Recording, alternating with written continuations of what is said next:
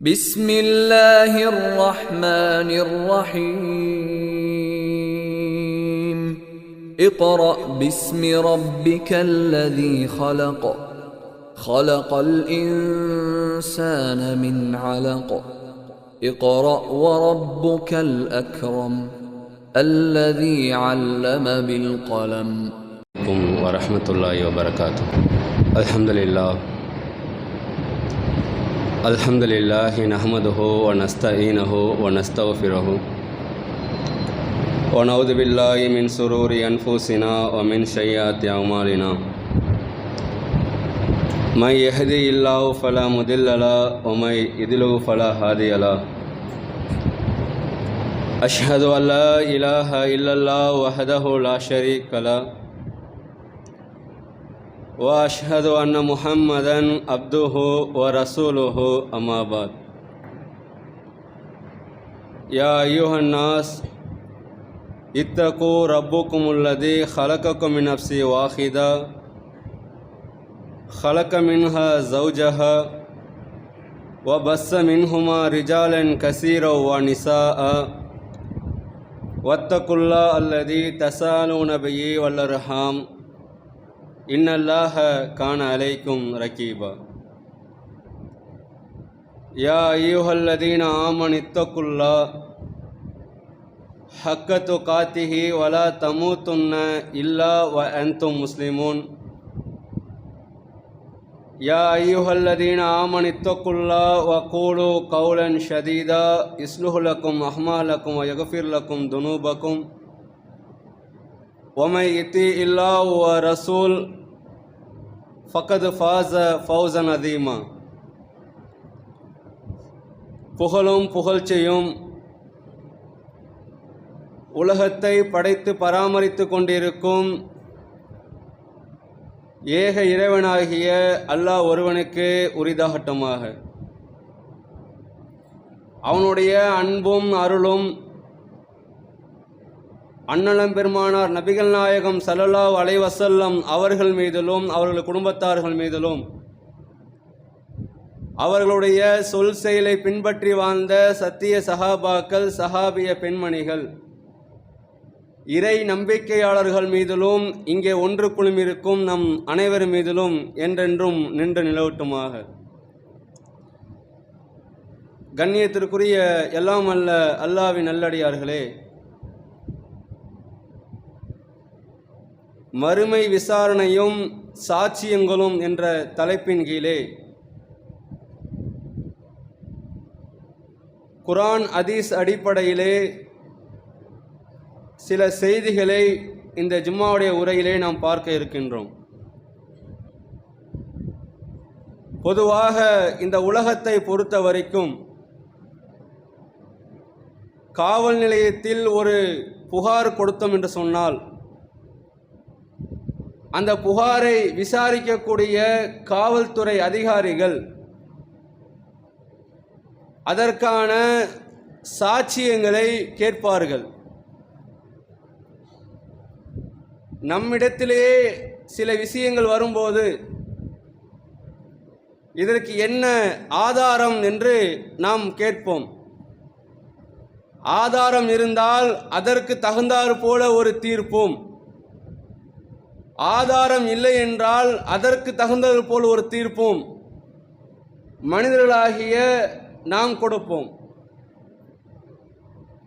உதாரணத்திற்கு நீதிமன்றத்தில் ஒரு தீர்ப்பு செல்வதாக இருந்தால், ஒரு கொலை கேஸோ அல்லது பிக்பாட் கேஸோ போவதாக இருந்தால், விசாரணைக்கு வரக்கூடிய நீதிபதி அந்த சம்பவத்தை நேரிலே பார்த்து இருந்தாலும் சரி, அந்த நீதிமன்றத்தில் எந்த அடிப்படையில் சாட்சிகள் வைத்து முன்வைக்கு வாதாடப்படுகிறதோ அதன் அடிப்படையில் தான் அந்த நீதிபதி தீர்ப்பு வழங்க முடியும். நான் என் கண்ணால் பார்த்தேன் என்பதற்காக சரியோ தவறோ தீர்ப்பு வழங்கிவிட முடியாது. அதே போலத்தான் அல்லாஹ் ரப்புல் ஆலமீன் இந்த மனித சமுதாயத்தை படைத்து அவன் இந்த உலகத்தில் எவ்வாறு செயல்படுகிறான், எப்படி இந்த உலகத்தில் தன்னுடைய வாழ்க்கையை இளமையை கழிக்கிறான், இந்த உலகத்திற்கு பிறகு, மன்னரை பிறகு மறுமை என்ற ஒரு நிலை இருக்கிறது. அந்த நிலையிலே இறைவனாகிய நான் நினைத்தால் இவன் குற்றமானவன், குற்றமற்றவன் என்று சொல்லி தீர்ப்பு வழங்கிவிட முடியும்.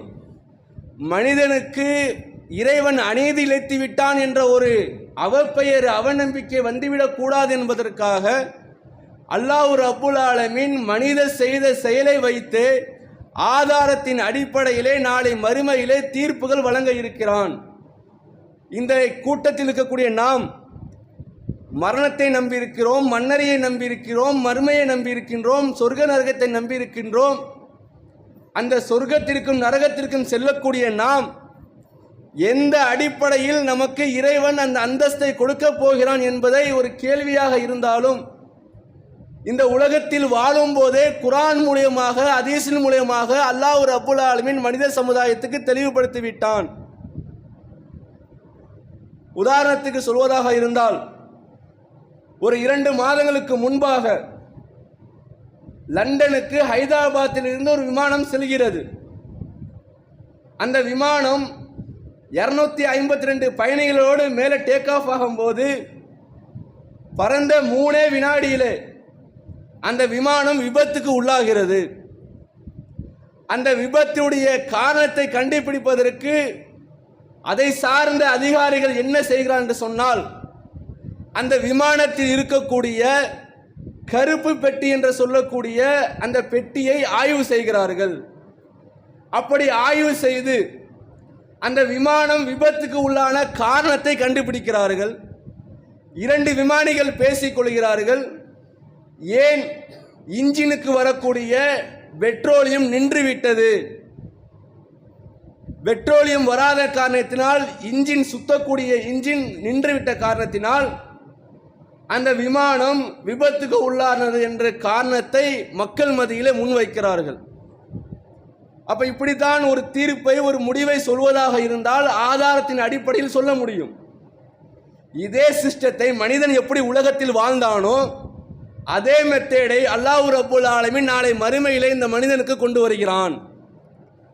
அவன் செய்த தவறுக்கு, அவன் செய்த நன்மைக்கு அவனுக்கு தீர்ப்பளிக்கக்கூடிய நேரத்திலே அவன் மறுக்கக்கூடாது என்பதற்காக, நீ இந்த மாதிரி காரியத்தில் இந்தந்த வேளையில் செய்தாய், உனக்கு ஆதாரமாக சாட்சியாக இவர்களாம் நிற்கிறார்கள் பார் என்று அல்லாஹ் ரப்புல் ஆலமீன் அந்த மறுமை நாளிலே தீர்ப்பு மன்றத்திலே கொண்டு வந்து நிப்பாட்டுவான். அல்லாஹ் ரப்புல் ஆலமீன் திருமறையிலே சொல்லி காட்டுகிறான். 30வது அத்தியாயம் 103 சொல்லி காட்டுகிறான். தாலிக யௌமுல் மஜ்மூஹ் லஹு உன்னாஸ வ தாலிக யௌமுல் மஸ்ஊத். மறுமை வேதனையை அஞ்சுவோருக்கு இதில் சான்று உள்ளது. அது ஒரு நாள், அந்த நாளில்தான் மக்கள் எல்லாம் ஒன்று சேர்க்கப்படுவீர்கள். ஒன்று சேர்க்கப்பட்ட மக்களுக்கு சாட்சியத்தின் அடிப்படையிலே தீர்ப்புகள் வழங்கப்படும் என்று அல்லாஹ் ரப்புல் ஆலமீன் சொல்லி காட்டுகிறான். அதே போல 39வது அத்தியாயம் 69 சொல்லி காட்டுகிறான். அஸ்ரக்தல் அரது பின்னூரி ரப்பிஹா வவதுஹா வல் கிதாப் வஜீஹா. நாளை மறுமையிலே இறைவன் முன்னால் இறைவன் ஒளியால் பூமி ஒளிந்து நிற்கும். அந்த நேரத்தில், அந்த நாளிலே மனிதனுக்கு எதிராகவும் ஆதரவாகவும் ஏடுகள் கொண்டு வைக்கப்படும், நபிமார்களை கொண்டு சாட்சிகள் சொல்லப்படும், அவர்களுக்கு இடையே நீதியுடன் தீர்ப்பளிக்கப்படும், அவர்கள் அநியாயம் செய்ய மாட்டார்கள். மறுமை நாளில் எந்த ஒரு மனிதனுக்கும் அநியாயம் நடந்துவிடக்கூடாது என்பதற்காக சாட்சியங்களை நான் கொண்டு வருவேன் என்று அல்லாஹ் ரப்புல் ஆலமீன் சொல்லி காட்டுகிறான். அதே போல 85வது அத்தியாயம் 3 சொல்லி காட்டுகிறான். சாட்சியாளர் மீது சத்தியமாக, சாட்சி கூறுவோர் மீது சத்தியமாக என்று அல்லாஹ் ரப்புல் ஆலமீன் 2 தரப்பு மீது மக்கள் சத்தியம் பதிகிறான். கூடுதலாக அல்லாஹ் சொல்லுகிறான், சூது ஊறப்பட்டு இது வாக்களிக்கப்பட்ட நாள், அனைத்து மக்களும் அழைத்து வரப்படுவார்கள். எப்படி அழைத்து வரப்பட சொன்னால், சாட்சியாளருடன் அழைத்து வரப்படுவார்கள் என்று அல்லாஹ் ரப்புல் ஆலமீன் திருமறை குர்ஆனிலே சொல்லி காட்டுகிறான். அப்ப இந்த உலகத்தில் வாழக்கூடிய நாம் ஒட்டுமொத்தமாக அழிக்கப்பட்ட பிறகு நாளை மறுமையிலே அல்லாஹ்வின் முன்பு நிறுத்தப்பட்டாலும் நம்ம கூடவே நமக்கு சாட்சியாளர்கள் வருவார்கள் என்பதை அல்லாஹ் ரப்புல் ஆலமீன் சொல்லி காட்டுகிறான். சாட்சியங்கள்லாம் என்ன? இப்போ இந்த உலகத்தில் மனிதன் சாட்சியாக வரான், சிசிடிவி காட்சியாக வருகிறது. அவன் எந்த பொருளை பயன்படுத்தினானோ அந்த கைரேகையை ஆதாரமாக கொண்டு வருகிறார்கள். இதுபோல அல்லாஹ் ரப்புல் ஆலமீன் நாளை மறுமையிலே ஒவ்வொரு மனிதனுக்கு எதிராகவும் ஆதரவாகவும் பல சாட்சியங்களை கொண்டு வருவான். அதிலே சாட்சியத்தில் அல்லாஹ் ரப்புல் ஆலமீன் முதன்மையானவனாக நிற்பான். நபிமார்கள் வருவார்கள், ஏடுகள் வரும், குர்ஆன் வரும், மலக்குமார்கள் வருவார்கள் என்று சொல்லி பல கேட்டகரியை அல்லாஹ் ரப்புல் ஆலமீன் திருமறை குர்ஆனில் சொல்லி காட்டுகிறான்.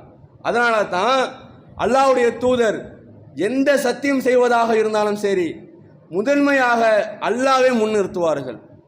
ஹஜ்ஜத்துல் விதாவில் மக்களுக்கெல்லாம் இஸ்லாத்தை சொல்லி முடித்த பிறகு இறுதியாக கேட்பார்கள், மக்களே, அல்லாஹ் ரப்புல் ஆலமீன் சொன்ன செய்தியை அனைத்தும் உங்கள் மத்தியில் நான் சொல்லிவிட்டேனா என்று கேட்கப்படும் போது அந்த மக்கள் ஆம் அல்லாஹ்வுடைய தூதர் சொன்ன பிறகு அல்லாஹ்வுடைய தூதர் வானத்தை நோக்கி சொல்வார்கள், என் இறைவா, இதுக்கு நீனே சாட்சி என்பார்கள்.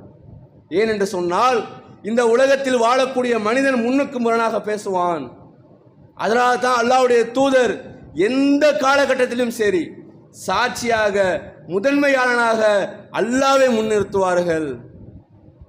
அதே போல பார்க்கிறோம், அல்லாஹ் ரப்புல் ஆலமீன் வானவர்களை சாட்சியாக கொண்டு வரன்னு சொல்கிறான்.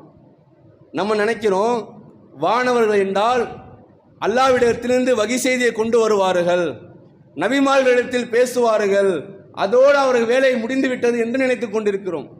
அல்லாஹ் ரப்புல் ஆலமீன் ஏராளமான வானவர்களை படைத்து அவர்களுக்கு என்று தனித்தனியாக செக்ஷனை கொடுத்து அந்த வேலைகளை அவர்கள் செய்வதற்காக பகுதிகளை ஒதுக்கி கொடுத்திருக்கிறான். அல்லாஹ்வுடைய தூதர் நபிகள் நாயகம் ஸல்லல்லாஹு அலைஹி வஸல்லம் அவர்கள் சொல்லும்போது உங்கள் மீது எழுத்தெழுதும் மலக்குமார்கள் இல்லாமல் இல்லை என்று சொல்லுவார்கள். அதையே அல்லாஹ் ரப்புல் ஆலமீன் திருமறை குர்ஆனில் பேசுகிறான். 82வது அத்தியாயம் 10வது வசனத்திலிருந்து பேசுகிறான். வ இன்ன அலைக்கும் லஆஃபிதீன் கிராமன் காத்திபீன், உங்கள் மீது கண்காணிப்பாளர்கள் உள்ளனர், அவர்கள் கண்ணியத்திற்குரிய எழுத்தாளர்கள் என்று சொல்லுவார்கள் அல்லாஹ் சொல்லுகிறான். அதே போல 50வது அத்தியாயம் 17-18 அல்லாஹ் பேசுகிறான்.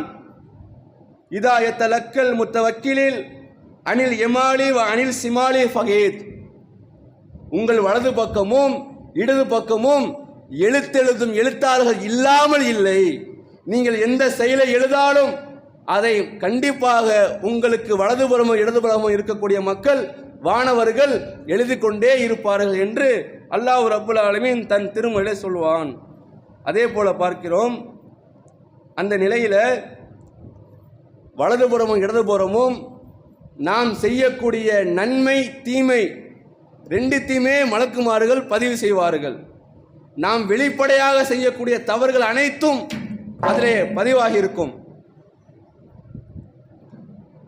அப்ப மலக்குமார்களுக்கு என்று பல பகுதிகளை அல்லாஹ் ரப்புல் ஆலமீன் பிரித்து வைத்திருக்கின்றான். பள்ளிவாசலுக்கு யார் காலையில் மாலையில் வருகிறார்கள் என்பதை அவர்களை பதிவு செய்வதற்கான தனி மலக்குமார்கள், அதே போல மக்காமுல் மஹமூதுல உள்ள மலக்குமார்கள் போயிட்டால் அவர்கள் வெளியே வரமாட்டார்கள். அப்படிப்பட்ட ஒரு கேட்டகரி அல்லாஹ் அவர்களுக்கு என்று ஒதுக்கி வைத்திருக்கின்றான். நன்மை தீமை செய்யக்கூடிய எழுதக்கூடிய அந்த மலக்குமார்கள் எழுதி வைத்திருக்கின்றான். இவர்கள் நாளை மறுமையிலே நமக்கு சாட்சியாக வருவார்கள். இந்த சாட்சியத்தை எழுதி முடிக்கிறாங்கல்ல, இந்த சாட்சியத்தை எழுதி முடித்த பிறகு நாளை மறுமையிலே இந்த ஏடுகளை அல்லாஹ் ரப்புல் ஆலமீன் நமக்கு எதிராகவும் ஆதரவாகவும் கொண்டு வருவான். அல்லாஹ்வுடைய தூதர் நபிகள் நாயகம் ஸல்லல்லாஹு அலைஹி வஸல்லம் சொல்லி காட்டுறாங்க, நாளை மறுமையில் தீர்ப்பு வழங்கப்படும் போது ஒரு மனிதனுக்கு முன்பாக மீசான் எடை திராசு கொண்டு வந்து வைக்கப்படும். அப்படி வைக்கக்கூடிய நேரத்திலே அந்த மனிதனுக்கு எதிராக 99 ஏடுகள் வைக்கப்பட்டு அந்த திராஸ் என்பது கீழே இறங்கிவிடும். இந்த மனிதனுக்கு ஆதரவாக ஒரே ஒரு தொண்டி சீட்டு தான் இருக்கும்.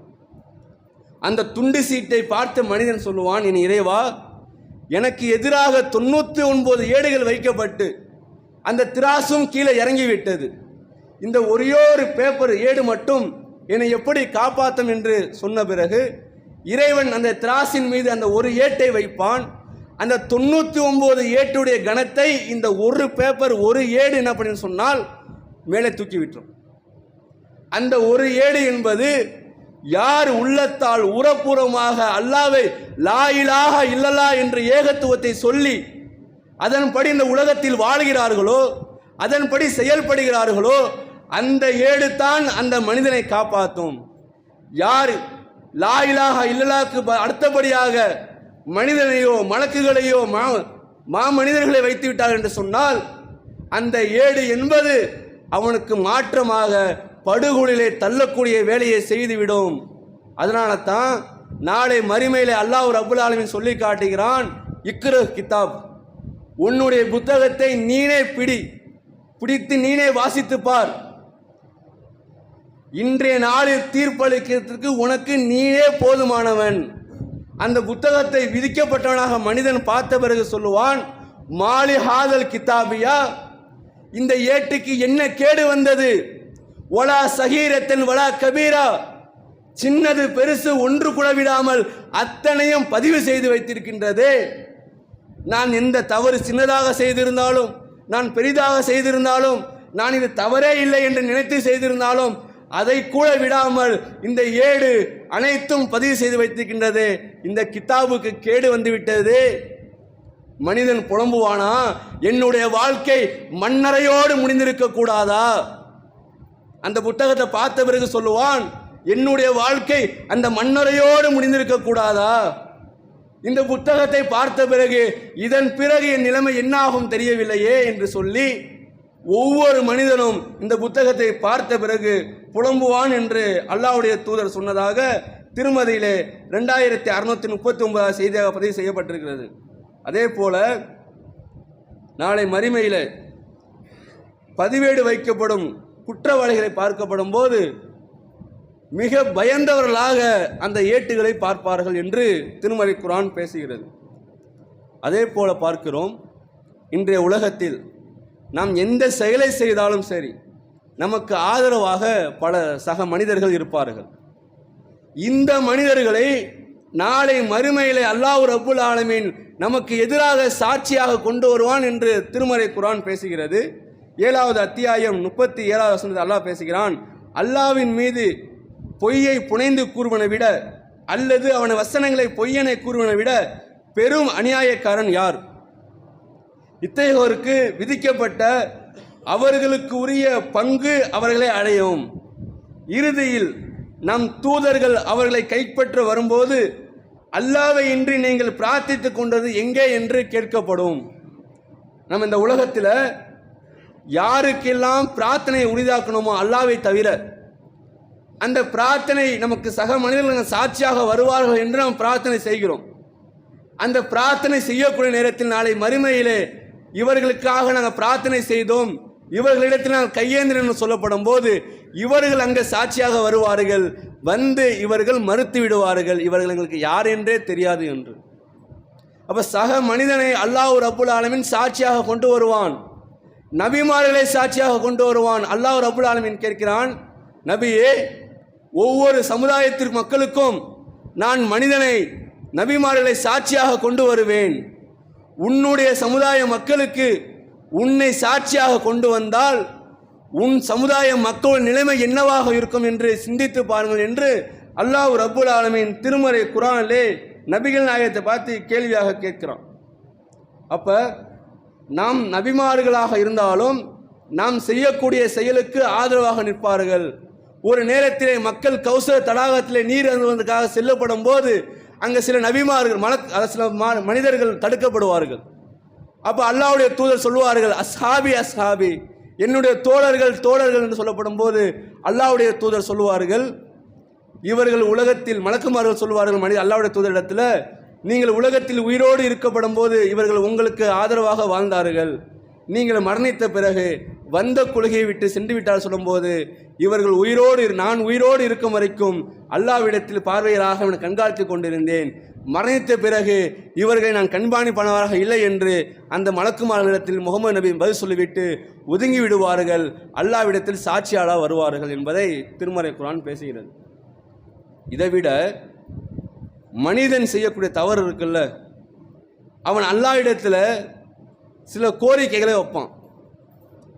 அல்லாஹ்விடத்தில் மனிதன் சொல்லுவான், என் இறைவா, என்னை நீ விசாரிக்க போற, இந்த விசாரணையில் சாட்சியங்கள் அடிப்படையில் தீர்ப்பளிக்க போகிறாய். அந்த சாட்சியங்கள் எப்படி இருக்க வேண்டும் சொன்னால், என்னிடத்தில் தவிர வேற எந்த சாட்சியும் எடுக்கக்கூடாது. நான் மட்டும்தான் என்னுடைய தவறுக்கு சாட்சியானாக இருக்கணும். இதை தவிர்த்து விட்டு வேற எதையும் நீ சாட்சியானாக கொண்டு விடக்கூடாது என்று மனிதன் அல்லாஹ்விடத்தில் கோரிக்கை வைப்பானான். அப்படி கோரிக்கை வைத்த பிறகு அல்லாஹ் ரப்புல் ஆலமீனும் அந்த மனிதனுடைய கோரிக்கை ஏற்றுவிடுவான். ஏற்ற பிறகு அல்லாஹ் ரப்புல் ஆலமீன் அந்த மனிதனுக்கு வாயிலை பூட்டி விட்டு அந்த மனிதனுக்கு எதிராக அவனுடைய உறுப்புகளை சாட்சியாளம் கொண்டு வருவான். அவன் செய்த அனைத்து தவறுகளும், நான் பொய் சொன்னேன், நான் மோசடி செஞ்சேன், நான் ஏமாத்தினேன், நான் இந்த வழியை தவறாக நடந்தேன், இந்த ஹராமான பொருளை தொட்டு சாப்பிட்டேன் என்று சொல்லி கைகள் கால்கள் அவனுடைய உறுப்புகள் அனைத்தும் அவனுக்கு எதிராக அந்த மறுமையில் அல்லாஹ்விடத்தில் சாட்சி சொல்லுமா. சாட்சி சொன்ன பிறகு அல்லாஹ் ரப்புல் ஆலமீன் அந்த சாட்சியத்தெல்லாம் எடுத்துக்கொண்டு அந்த மனிதனுடைய நாவில் உள்ள பூட்டை அவிழ்த்து விட்டு அந்த உறுப்புகளையும் மனிதனையும் பேசுவதற்காக தனியாக அனுப்பிவிடுவானாம். அப்படி தனியாக அனுப்பின பிறகு அந்த மனிதன் அந்த உறுப்புகளை பார்த்து கேட்பானா, உங்களுக்கெல்லாம் நாசம் உண்டாகட்டும், உலகத்தில் நான் செய்கிற அனைத்து காரியங்களுக்கும் வாய்மூடி இருந்தீங்கல்ல, நான் தவறான வழியில் நடக்கும்போது, ஒருவனை ஏமாற்றப்படும் போது, பிறருடைய சொத்தை அபகரிக்கும் போது எல்லாம் மௌனமாக வாய்மூடி இருந்தீர்களே, இப்போது எனக்கு எதிராக அல்லாஹ்விடத்தில் சாட்சி சொல்கிறீர்களே, உங்களை சாட்சி சொல்ல வைத்தது யார் என்று கேட்பான். அப்போ அந்த உறுப்புகள் பதில் சொல்லுமா, உலகத்தில் உன்னை எந்த மனிதனான் உறுப்புகளாக அல்லாஹ் உன்னை பேச வைத்தானோ அந்த இறைவன் தான் இன்றைய நாளில் எங்களை பேச வைத்தான் என்று சொல்வதாக முஸ்லீமில் 5697வது செய்தியாக இந்த செய்தி பதியப்பட்டிருக்கிறது. இது ஹதீஸாக இருந்தாலும் அல்லாஹ் ரப்புல் ஆலமீன் தன் திருமலையை சொல்லி காட்டுகிறான். அல் யௌமல் நஹ்திஹு அலா அக்வாஹிம் வத்து கல்லிமூன், நாளை மறுமையிலே அவர்களுக்கு எதிராக அவர்கள் கைகள் சாட்சிகள் சொல்லும், அவர்கள் கால்கள் சாட்சிகள் சொல்லும் என்று அல்லாஹ் ரப்புல் ஆலமீன் 36வது அத்தியாயம் 65வது சொல்லி காட்டுகிறான். யாரெல்லாம் சாட்சிக்கு வராவில்லாவிட்டாலும் நாம் செய்த தவறுக்கு நம் உறுப்புகளே நமக்கு சாட்சியமாக வரும் என்பதை திருமறை குரானும் ஹதீஸும் பேசுகிறேன் என்று சொன்னால், நாம் நடக்கக்கூடிய ஒவ்வொரு நிகழ்வுகளையும் நம் மறுமை வாழ்க்கையிலே நமக்கு எதிராக வரக்கூடிய அனைத்து உறுப்புகளும் கிதாபுகளும் நபிமார்களும் வந்து நிற்பார்கள் என்பதை கவனத்தில் கொண்டு இந்த உலக வாழ்க்கையை செம்மையான முறையில் அல்லாஹ்வும் அல்லாஹ்வுடைய தூதரும் சொன்ன அடிப்படையில் வாழ்ந்து காட்டக்கூடிய மக்களாக அல்லாஹ் ரப்புல் ஆலமீன் உங்களை என்னையும் வாழ வைக்கக்கூடிய மக்களாக அருள் புரியும் என்று கேட்டுக்கொண்டவனாக என் முதல் உரையை நிறைவு செய்கிறேன். வாஹிதானா அல்ஹம்துலில்லாஹி ரப்பில் ஆலமீன்.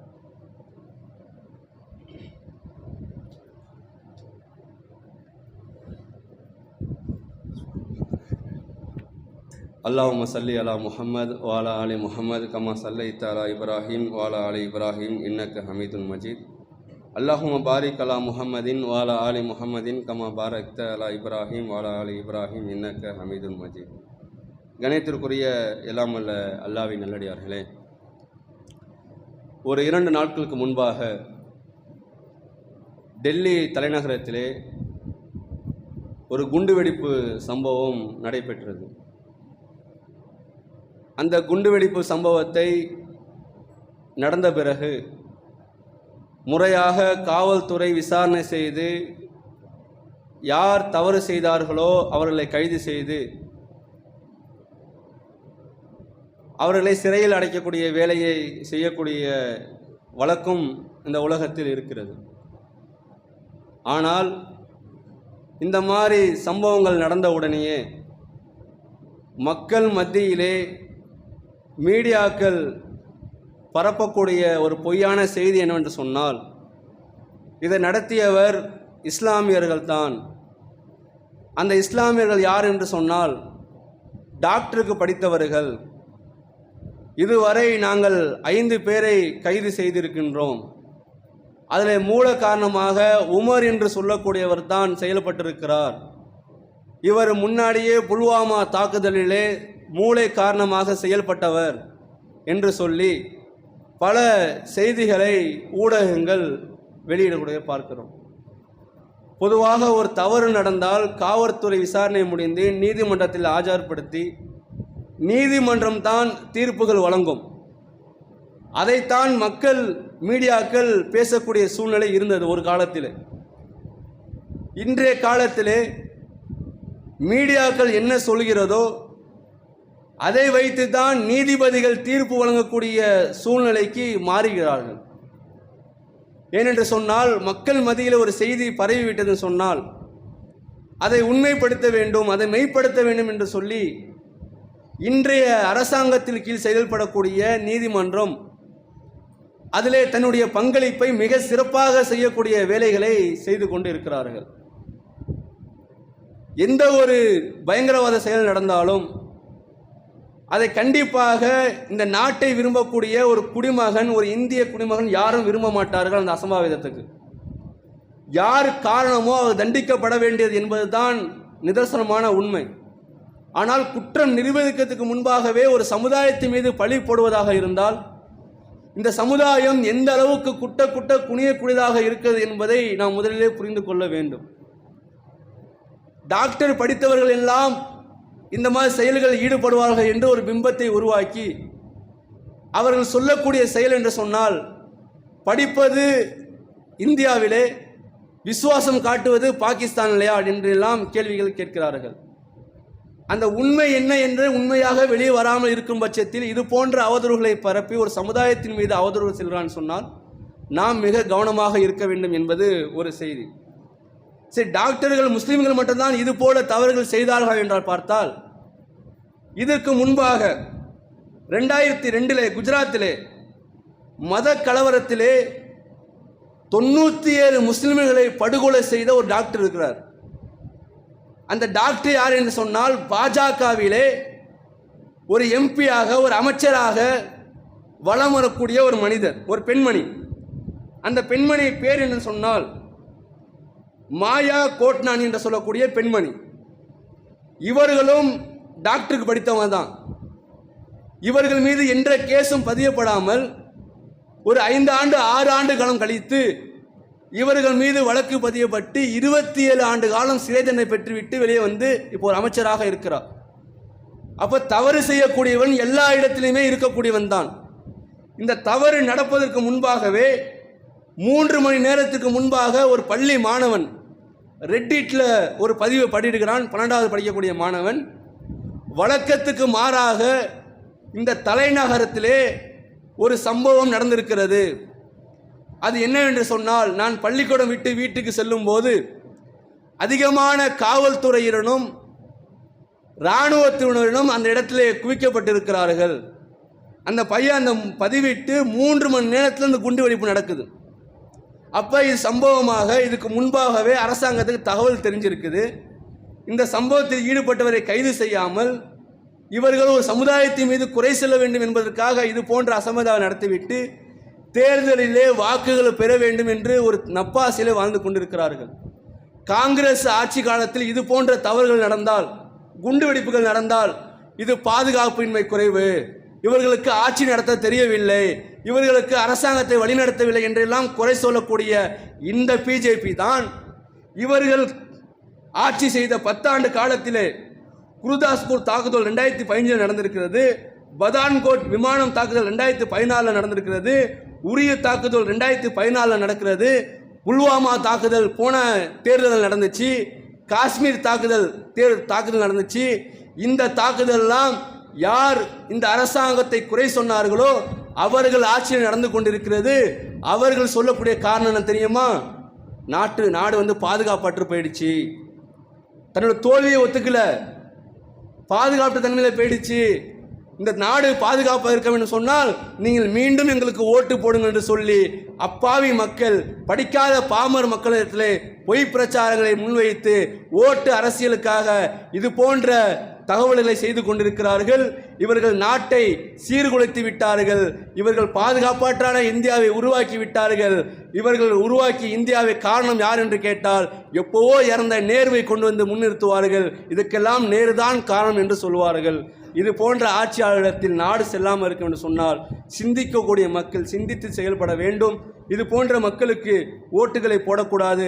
பாகிஸ்தான் என்றால் பாய்வோம், சைனாக இருந்தால் சைலண்டாக போவோம் என்று சொல்லி இந்த பாஜக ஆட்சி செய்து கொண்டிருக்குன்னு சொன்னால், இப்படிப்பட்ட ஆட்சியை இன்னும் சில காலங்கள் தொடர்ந்து சொன்னால் இந்தியா, இலங்கை இன்னும் எப்படிப்பட்ட நாடுகள் அழிந்ததோ அந்த அழிவு பாதையை நோக்கி செல்லக்கூடியதாக இந்த இந்தியா மாறிவிடும் என்பதை தகவலாக பதிய வைத்து என் 2ஆம் முறை நிறைவு செய்கிறேன். வாஹிதான் அல்ஹம்துலில்லாஹி ரப்பில் ஆலமீன். அஸ்ஸலாமு அலைக்கும் வரஹ்மத்துல்லாஹி வபரகாத்துஹு.